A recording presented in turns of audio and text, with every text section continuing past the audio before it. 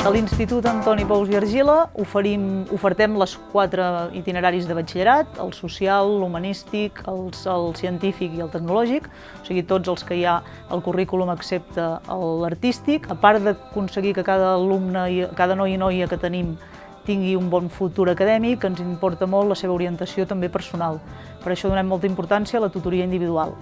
A més, des de fa uns anys, a primer de batxillerat tenim molt consolidat l'intercanvi amb un institut de Bèlgica, que fa molts anys que l'estem fent i és un dels nostres punts forts i destacables.